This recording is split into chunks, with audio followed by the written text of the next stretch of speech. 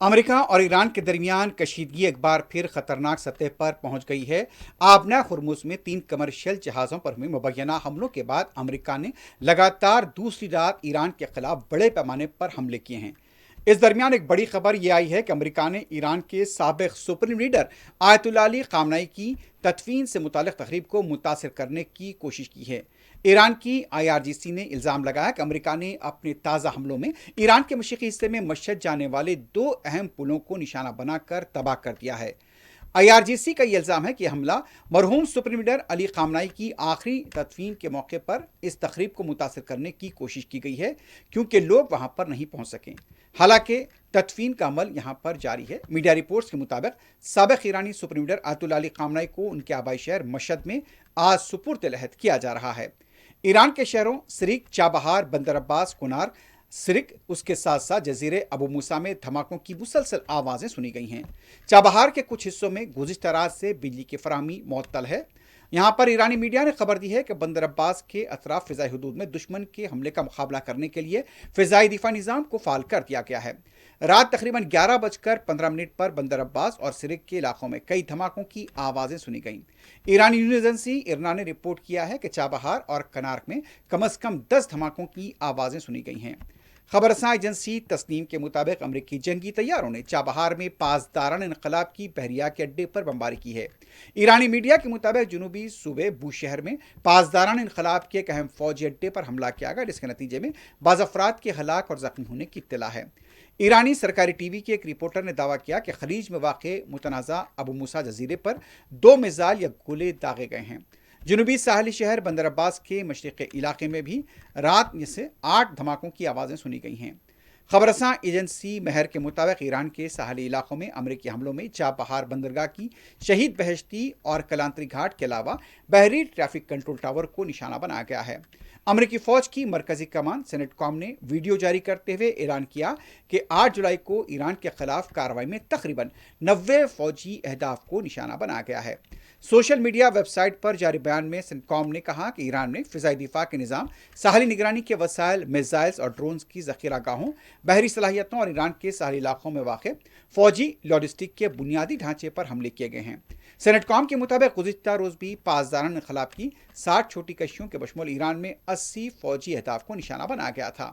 اس کارروائی کو سینٹ کام نے آبنہ ہرمز سے گزرنے والے تجارتی جہازوں پر ایران کے حالیہ حملوں کا جواب بتایا تھا۔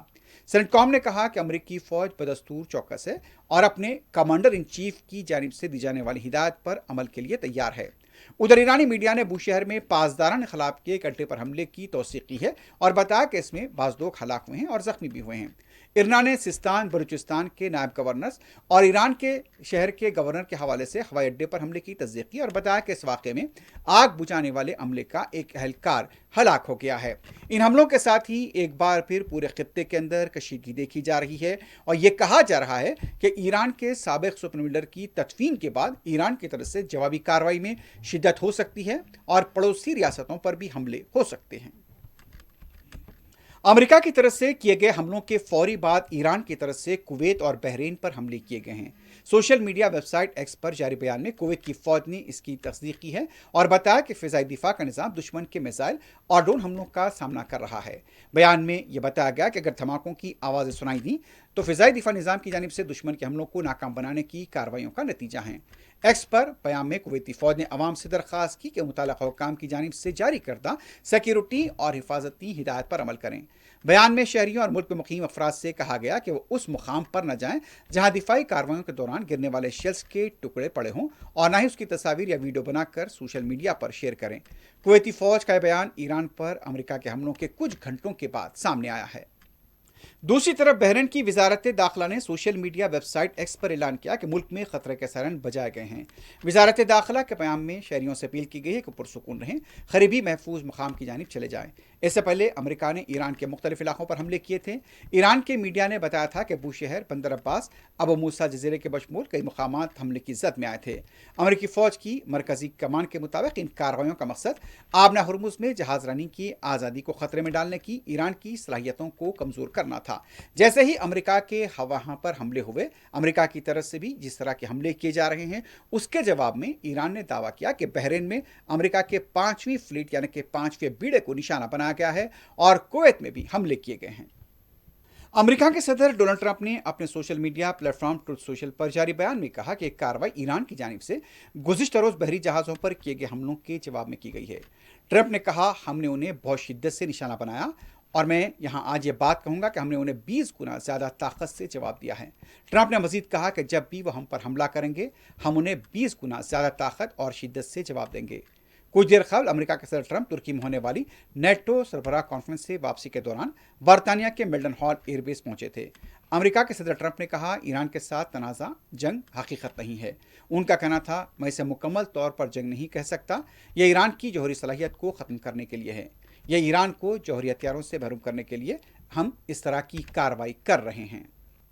اس دوران روسی خبر رساں ایجنسی تاس نے ایک ایرانی سیکیورٹی عہدیدار کے حوالے سے رپورٹ کیا ہے کہ گزشتہ 2 روز کے دوران امریکہ کی جانب سے ایران پر کیے گئے حملوں کے رد عمل میں تہران نے امریکہ کے ساتھ مزید مذاکرات معطل کر دیے ہیں۔ ایرانی پارلیمنٹ کے اسپیکر محمد باقر قلیباف نے کہا، آبنہ ہرمز ایرانی انتظامات خود مختاری کے تحت کھولی جائے گی۔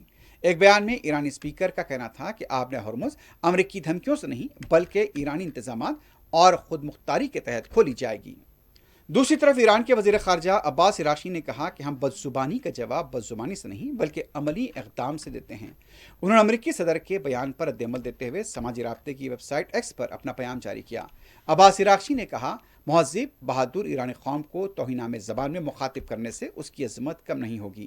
ایرانی وزیر خارجہ نے لکھا کہ ایرانی اپنی شائستگی، ثقافت اور اعلیٰ اخلاقی اقدار کی وجہ سے دنیا بھر میں پہچانے جاتے ہیں۔ عراقچی نے یہ بھی لکھا کہ ہم بدزبانی کا جواب بدزبانی سے نہیں دیتے بلکہ بے خوف اور غیر معمولی جرأت کے ساتھ عملی اقدام سے دیتے ہیں۔